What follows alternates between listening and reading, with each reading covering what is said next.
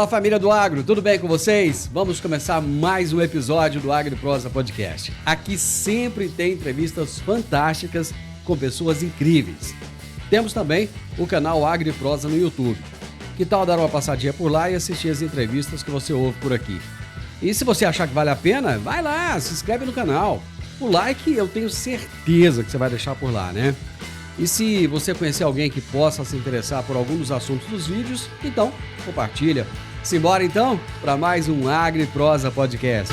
Antes de começar a nossa entrevista de hoje, eu vou trazer o recado do nosso patrocinador aqui no AgriProsa Podcast. Você está procurando a fazenda dos seus sonhos ou o lugar ideal para expandir os seus negócios no campo? A Rural Urbano Imóveis é a sua melhor escolha em todo o Brasil. Com uma equipe de profissionais altamente qualificados e especializados, a Rural Urbano Imóveis oferece as melhores opções em compra, venda e arrendamento de fazendas. Aqui, cada cliente recebe suporte personalizado para encontrar a propriedade perfeita, com toda a segurança e eficiência que você merece. Não perca mais tempo. Contate hoje mesmo a Rural Urbano Imóveis pelo WhatsApp 64 992 48 27 94 e dê o primeiro passo em direção ao sucesso no agronegócio. Rural Urbano Imóveis, conectando você ao futuro do campo. A minha entrevistada de hoje é Bárbara Breda, diretora executiva do IBDA. IBDA significa Instituto Brasileiro de Direito do Agronegócio. E o tema da minha entrevista com a Bárbara é Desafios Jurídicos no Agronegócio Brasileiro em Debate. Oi, Bárbara, tudo bem? Como é que você está? Boa tarde, Divino. É um prazer estar aqui com você. Eu estou bem, falando aqui do interior do estado de São Paulo. É um prazer falar com você, falar com todo mundo aqui. E vamos ter muito papo aí para colocar em dia. Eu tenho certeza que teremos sim, vai ser muito boa essa prosa, porque eu tenho percebido que cada dia mais o direito está presente no agronegócio, né? A quantidade de advogados, por exemplo, especializados em direito do agronegócio que eu tenho entrevistado aqui do país inteiro é muito grande, e temas, cada um com um tema relevante. E hoje a gente vai falar a respeito do congresso que vai acontecer e os temas, né? E eu já gostaria que você, Bárbara, falasse um pouco do seu trabalho. Você já falou que está no interior de São Paulo. Como é que você chegou aí como diretora executiva do IBDA? Perfeito, Divino. Olha, eu sempre falo aqui para todo mundo que me pergunta que o agro me encontrou, né? Então, eu tive muita sorte ao longo da minha caminhada aqui, da minha trajetória, de conhecer pessoas excelentes e pessoas que estavam dispostas a me deixar florescer. O Dr. Buranello fez muito isso comigo, toda, né, a equipe aqui do IBDA. Cheguei no IBDA quando era só mato, né? Fui a nossa primeira estagiária aqui e desde que eu entrei no IBDA no final de 2019, a gente tem crescido muito, a gente tem conseguido trazer bastante foco, especialmente nessa questão jurídica e multidisciplinar, né, de direito e economia para o setor. Então, o IBDA começou como um sonho do Buranello, que queria concentrar, né, dar uma formatação aos trabalhos que ele já fazia, que ele já desenvolvia há muito, em termos acadêmicos, mas mais do que formatá-los, criar realmente uma moldura em que outras pessoas pudessem trabalhar e outras pessoas pudessem contribuir para o desenvolvimento do sistema jurídico, né, do agronegócio brasileiro. E aí, então, comecei como uma mera estagiária no final de 2019, fui trabalhando com o Buranello incansavelmente, né, durante esses quase 5 anos, a gente faz 5 anos esse ano, e fui desenvolvendo muitas atividades aqui, mais vocacionadas mesmo para a questão de dirigência da instituição, a questão acadêmica, né? O IBDA tem muito isso, esse desenvolvimento acadêmico, essa busca pelo desenvolvimento educacional e por levar uma análise mais fundamentada né, as questões jurídicas. Então, tentar pegar aquilo que a gente vê acontecendo e vem sendo muito falado na mídia, ou até mesmo pelos poderes, né, pelos três poderes, e tentar desmistificar isso e passar para a população, passar para as pessoas de uma forma geral, de uma forma mais simples e aprazível. Então, é isso, eu trabalho com um pouco de tudo, digamos assim. Trabalho na escrita, com a instituição, com a organização do Congresso, que é o grande norte aqui da nossa discussão, mas faço um pouco de tudo hoje em dia, faço essa parte do executivo mesmo, que não só coloca o terno, mas que põe a mão na massa também. O que é esse Congresso Brasileiro de Direito do Agronegócio? Perfeito, Divino. O CBDA, né, a gente chama de CBDA aqui, a gente está indo para a 4ª edição dele e, na verdade, é um evento anual, que a gente tem o nosso principal evento do ano. E ele tem como objetivo realmente concretizar tanto esse trabalho que a gente faz ao longo dos anos, como essa questão necessária de trazermos uma interlocução entre os três poderes, né? Então, nesse congresso, a gente faz um dia inteiro de debate, um dia inteiro de discussões, pega os tópicos mais quentes, os tópicos mais debatidos e que precisam ser tratados com uma cautela e que precisam ser tratados por especialistas, tentando sempre unir muito a participação dos três poderes, né, que a gente entende que é totalmente necessário para a gente ter um bom funcionamento do setor como um todo, e aqui falando do setor econômico, né? Então, o CBDA, ele é uma formatação em um dia, de uma forma um pouco mais concisa, digamos assim, em painéis que tratam os temas principais com os grandes nomes para tratar dos temas e dos assuntos. Nós estamos num momento de muitas mudanças geopolíticas e também vários desafios ambientais. Então, o produtor rural tem vivido, né, isso no dia a dia. E esse é um assunto recorrente aqui, inclusive. Qual a importância dessa 4ª edição do CBDA nesse momento de mudanças geopolíticas e de desafios ambientais? O CBDA, ele vem sempre num momento que a gente julga muito oportuno, né? No começo do ano é um momento em que a gente tem muita dúvida, a gente tem muita discussão, em especial esse ano, a gente tem muitas questões pipocando na mídia. E o objetivo aqui do CBDA é realmente trazer um repositório de conteúdo que todo mundo pode assistir, né, pelo meio online, gratuito, mas trazer tanto um repositório de conteúdo, como trazer uma discussão que ela seja muito bem fundamentada, no sentido de trazer uma nova imagem para a narrativa que muitas vezes a gente vê sendo construída na mídia, né? Nos últimos anos, a gente tem tido um resultado muito positivo em termos de acompanhamento do nosso evento.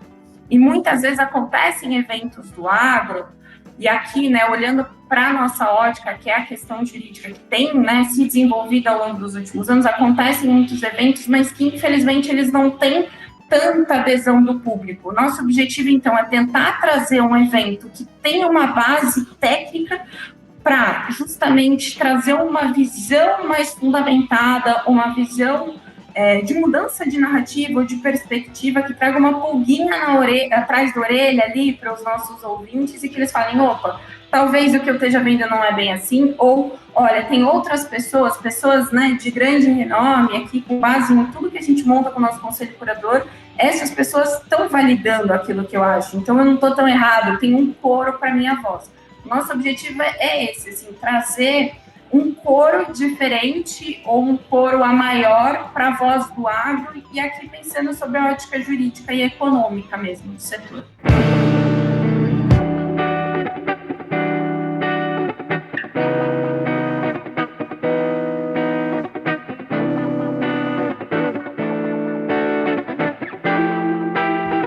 Um debate relativamente novo, mas que tem repercutido muito, tem tido muita reverberação, é a questão da regulamentação do FIAGRO, né? Muita gente nem entende ainda bem o que é o FIAGRO.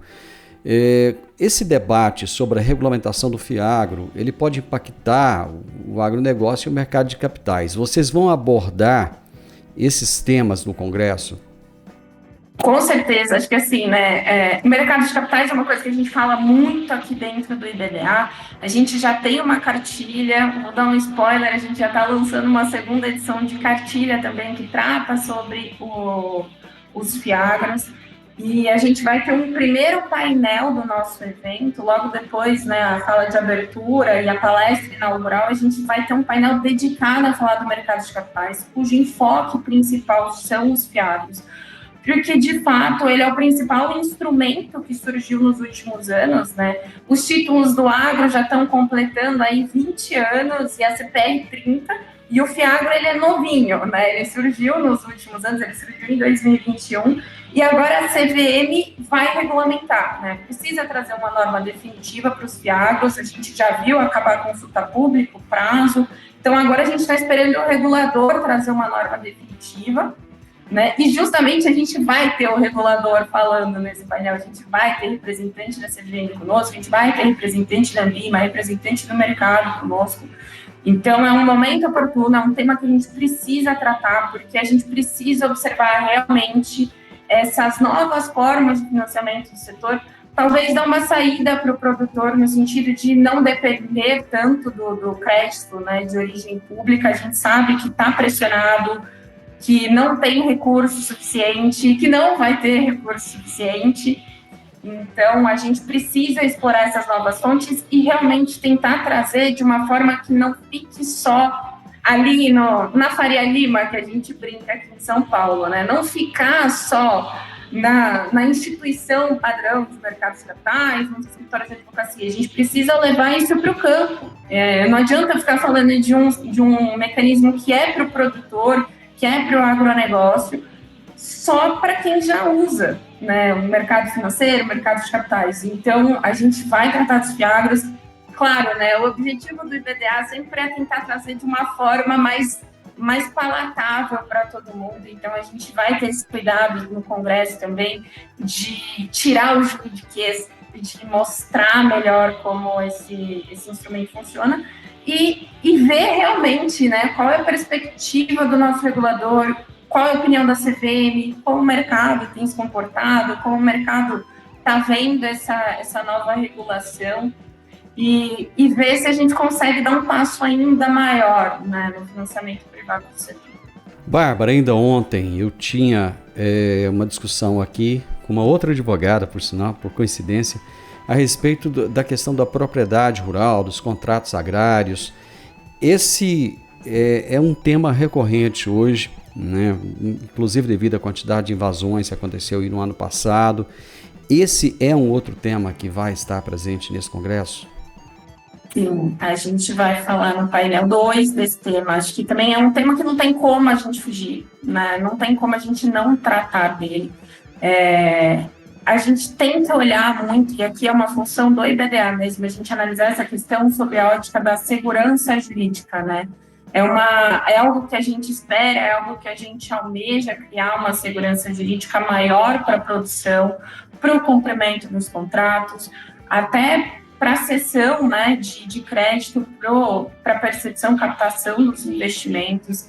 Então, a gente vai tratar desse tema assim, não teria como não, é justamente essa questão do direito de propriedade, a segurança jurídica e o cumprimento dos contratos agrários, né? A gente tem tanto contrato que é estabelecido, a gente tem modalidades específicas de contrato para o produtor rural, e a gente sabe que um dos principais ativos do produtor é a terra que ele utiliza, né? Então, se a gente não tem certeza, se a gente corre risco de invasões, se a gente vive nessa situação de extrema insegurança, prejudica a produção, prejudica a perspectiva do produtor, prejudica, né, o que ele vai colocar na terra, o que ele não vai, vou investir mais, não vou, e se amanhã eu perder.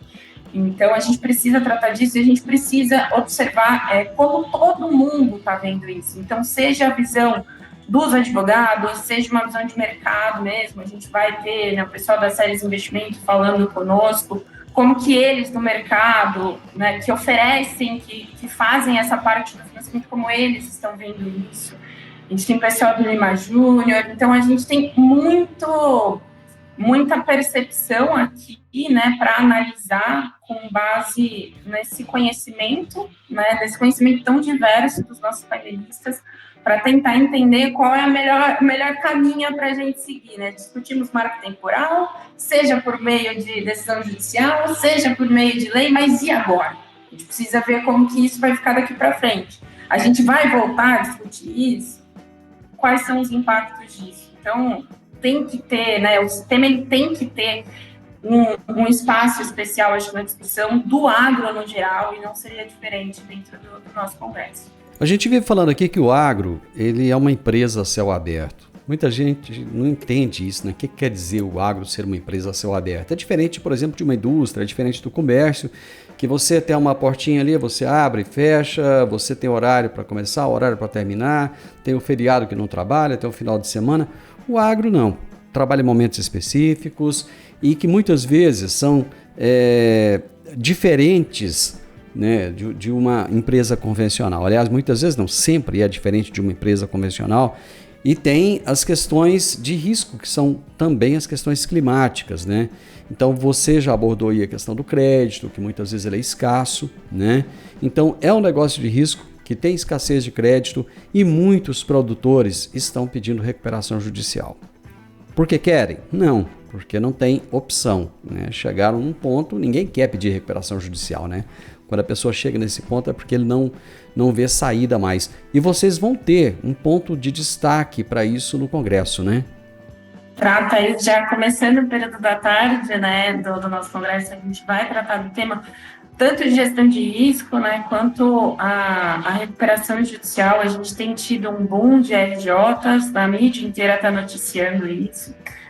Então, a gente vai trazer aí a visão do mercado, a gente vai trazer uma visão jurídica sobre, né, se efetivamente a RJ é uma saída eficaz ou não, entender como as RJs estão se comportando, entender sobre a visão também do judiciário, como elas podem ser utilizadas ou não, se é o mecanismo correto, para qual momento a RJ é o melhor mecanismo, se não existe uma outra forma de renegociação de dívidas, e dar um olhar também especial para a questão do risco, né? A gente fala, é uma atividade, uma indústria a céu aberto, como você bem falou, e eu acho que isso é uma frase que significa muito bem o nosso agro, mas tudo começa na gestão de risco, né? Então, claro, existem situações climáticas que afetam o setor, mas a gente precisa ter, talvez, uma educação melhor no nosso país com o produtor e mostrar para o produtor como ele pode gerir melhor esse risco para evitar que ele tenha que chegar no pedido de RJ, para evitar que ele tenha uma perda tão grande financeira, perdas de safra por, né, questões climáticas vão acontecer, mas existem mecanismos para tentar, se não mitigar o prejuízo, diminuí-lo. Então, isso vai ser um tema, com certeza, que vai ser tratado. E também se alinha muito a discussão de fiagros, né? Ao longo do dia, a gente vai ver que tudo um pouco se complementa. Porque quando a gente fala de fiagro, ali o pessoal Pinheiro Neto também vai trazer, enfim. Os fiagros, eles são instrumentos para a gente trazer crédito de médio e longo prazo. O produtor, ele precisa começar a ter essa visão, né, da produção e da sua gestão de médio e longo prazo. Isso ajudaria muito o produtor rural, e a gente vê que tem tido um movimento de profissionalização cada vez maior do nosso setor. O Brasil precisa do agro, né? A gente precisa partir dessa premissa, o Brasil precisa do agro, e a gente precisa de um agro saudável, de um agro que funciona, de um agro com cada vez menos prejuízo e cada vez menos riscos. Vamos tentar manter esse risco mais aquilo que a gente não consegue controlar, né, que são os fenômenos da natureza. O resto, crédito, negociação de dívida, renegociação, o que depende das pessoas, a gente precisa tentar mitigar esses prejuízos. Então, a gente vai debater isso, sim, a gente vai trazer a percepção do judiciário, a percepção do mercado, a percepção de instituição financeira também sobre essas RJs, o que está acontecendo, qual pode ser uma saída, quando esse instrumento deve ser utilizado, quando não, para evitar também que tenha prejuízo no setor. A gente que é advogado, a gente sabe que nem sempre a RJ é o melhor, né, saída. Às vezes a gente vê produtores mais prejudicando até do que se beneficiando desse pedido, né? E também, gente, entrar no judiciário, muitas vezes abrir um processo, ele é custoso, ele é moroso, ele é dificultoso. Então, tentar entender se a RJ é realmente uma saída, se não é, o que pode ser uma saída. Então, fazer essa discussão, abrir esse ponto de discussão para a gente aqui é muito importante.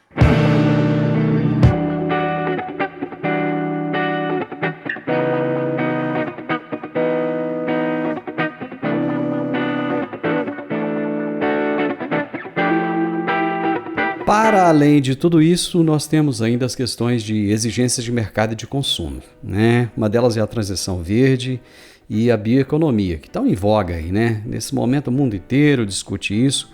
Quais são os principais instrumentos jurídicos que o Congresso irá discutir para promover essa transição no setor agro brasileiro?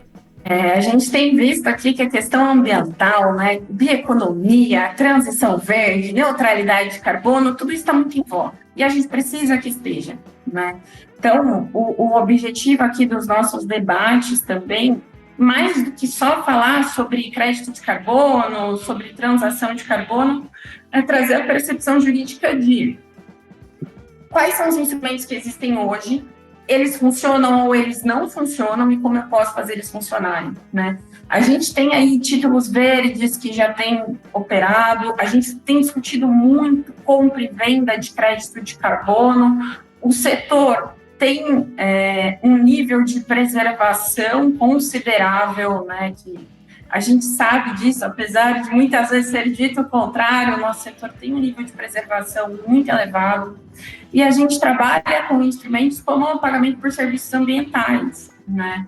Então, todos esses instrumentos, claro, vão ser tratados, a gente vai falar sobre PSA, a gente vai falar sobre crédito de carbono, a gente vai dar uma visão também sobre esses títulos verdes, mas acho que muito mais do que quais são esses instrumentos de é a gente trazer como o Brasil está se posicionando lá fora, né? Como que isso pode mudar e qual é a nossa missão aqui, como que a gente pode ajudar para isso mudar e trazer uma visão de o que está faltando para a gente engrenar tanto nisso. Então, falta uma legislação mais específica para o setor, falta taxonomia, como que eu meço isso? Né? Como que eu consigo, o produtor rural, eu sei, a gente ouve muito isso, o produtor fala, mas eu preservo, eu faço atividade toda regularzinha, toda bonitinha, eu sei que eu tenho uma adicionalidade ambiental, como que eu consigo comprovar isso? Né? Então, isso é extremamente importante a gente abordar e é isso que a gente vai trazer. Então, a gente vai ter visão ali de auditoria, por exemplo, trazendo como que é considerada essa adicionalidade ambiental, né? Como que eu posso dizer se um negócio ele é verde, se ele é sustentável, se ele não é? E trazer também a visão dos nossos estudiosos aqui, né? E o pessoal da GV Agro tem desenvolvido um trabalho incrível nisso, né? O Observatório de Bioeconomia vai estar representado ali na pessoa do Daniel Vargas e trazer muito qual é o papel do Brasil nesse contexto de mudança de chave, né? A gente está passando por uma transição verde no mundo, a gente está mudando a forma, né, de geração de energia, a gente está mudando a forma de produção. Então, como que o Brasil está hoje e qual é o papel que o Brasil pode assumir? Eu tenho a minha opinião que o Brasil ele pode ser um dos maiores protagonistas, se não o maior protagonista, né, nesse ambiente verde, nessa questão da sustentabilidade. Então, é entender como que o Brasil pode se encaixar nisso e muito mostrar que a narrativa que muitas vezes a gente vê aí espalhada, né, não afeta, né, aqui é um ambiente em que a gente tem um carinho pelo agro, mas de forma geral a gente vê uma narrativa que não é tão favorável, que não mostra o nosso lado, o lado do produtor que preserva, do produtor que luta ali no dia a dia para garantir o bom funcionamento da sua atividade econômica, da sua terra da melhor forma possível. Então, o objetivo é que, né, os instrumentos que a gente vai trazer são amplos, são vários que existem. A gente até estava brincando que dá para a gente fazer um dia inteiro de evento só falando disso, porque essa questão ambiental é o foco e precisa sim ser o foco, né? E a gente precisa sair desse painel, que digo, muito mais com questionamentos de, ok, e agora? Qual que é o próximo passo que a gente vai dar? Como que a gente vai mudar a nossa imagem? Ou como que eu posso fazer para me certificar, né, de que a minha atividade é ambientalmente positiva, enfim. Esse painel, ele fecha justamente porque ele não encerra o assunto. Ele começa uma discussão que ela é muito maior e que a gente espera aí ter adesão do público, que o público vai acompanhar a gente, que eles sejam chamados a entender melhor a posição do Brasil num contexto mundial, tanto de produção de alimentos, quanto de segurança alimentar, quanto mesmo ambientalmente falando. Vocês vão realizar o evento em São Paulo, mas vai ter também a transmissão virtual, que vai ser gratuita, né? Qual que é a expectativa de alcance, de participação de público, em comparação com as edições anteriores, por exemplo? No presencial aqui, a gente tem um público mais restrito nesse primeiro momento, né? Apesar de ser a 4ª edição, é a 2ª edição que a gente tem presencial também. Então, a gente vai ter um público ali de 200 pessoas até, mas no online, aí a gente espera ter uma média pelo menos de 7.000 pessoas, tá?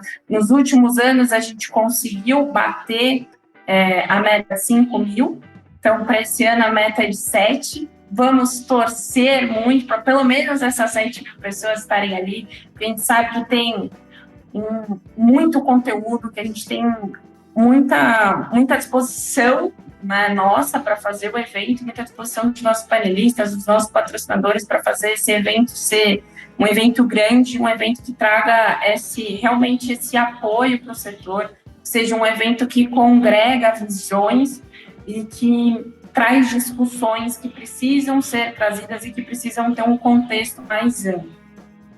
Como a gente aqui acaba falando de um evento de jurídico, a gente sai às vezes um pouco só da bolha do produtor. E é isso que a gente quer sair um pouco, explorar um pouco essa bolha, chamar mais atenção de Brasília, chamar mais atenção dos poderes para a nossa discussão. E é por isso que a gente sempre traz os 3 poderes, porque a gente tem um objetivo desse congresso falar, olhem para esse assunto, né? Por isso que eu estou dizendo que a gente vai sair com mais pulgas atrás das orelhas e questionamentos, porque a gente traz pessoas, né, pessoas que têm poder de decisão para elas olharem para esse assunto e falarem, opa, talvez eu não esteja dando tanta atenção para isso, ou esse é um assunto que precisa ter um direcionamento distinto. Eu tenho certeza que muita gente gostaria de ir para São Paulo, muitos advogados gostariam de ir, mas devido a trabalho e tantas outras coisas acabam não indo, né? Os interessados, como é que eles podem participar do 4º Congresso Brasileiro do Direito do Agronegócio e qual é a data do evento? Traga aí todas as informações para o pessoal. O evento vai ser no dia 19 de março, é uma terça-feira. Tá? Ele vai começar às 9 e termina às 18 horas, então a gente tem um dia inteiro de discussão. Esse evento, para quem não conseguir estar presencialmente conosco, vai ser transmitido pelo canal do YouTube do IBDA, tá? Mas para aqueles que querem já fazer a pré-inscrição, garantir o lembrete, pode entrar no site do Congresso. A gente tem um site específico para o Congresso, que é congressodireitoagro.com.br. Se digitar no Google Congresso Brasileiro de Direito do Agronegócio, vai achar a gente lá. É só fazer a inscrição. A inscrição ela é gratuita para o evento online. E quem fizer a inscrição também recebe um certificado, tá? Por isso que a gente fala sempre que é importante fazer essa inscrição prévia, recebe um certificado para quem é estudante, enfim, é ótimo isso. E todo mundo que estiver assistindo a gente online, por favor, né? A gente sempre fala isso. Mande as perguntas, interaja com a gente no chat do YouTube, a gente vai estar vendo as perguntas de vocês, a gente vai repassar para os nossos palestrantes, a gente adora essa participação de vocês, a gente precisa dessa participação de vocês, é um impulsionador, é um motor muito grande do IBDA, e a gente está sempre aqui aberto a ouvi-los, a discutir com vocês. Então, a gente realmente convida vocês a acompanharem no YouTube, a gente, quem não puder estar presencialmente, e aí vocês têm o dia inteiro para ouvir. Precisar sair um pouquinho, não tem problema, também vai estar gravado, vai ficar no YouTube, para vocês verem quando quiserem, quando puderem. Bárbara, parabéns, sucesso no evento, eu tenho certeza que vai ser um grande sucesso e vocês vão trazer esses temas à luz, o que é muito importante. Muito obrigado, viu? Obrigada a você, Divino, obrigada pelo convite. É um prazer estar aqui representando o IBDA. Espero falar contigo mais vezes. Um abraço. Com certeza, você vai voltar aqui várias vezes. Abraço. Eu conversei com a Bárbara Breda, que é a diretora executiva do Instituto Brasileiro de Direito do Agronegócio, o IBDA. E nós falamos a respeito dos desafios jurídicos no agronegócio brasileiro, falamos a respeito do Congresso Brasileiro do Agronegócio, que vai acontecer no dia 19 de março.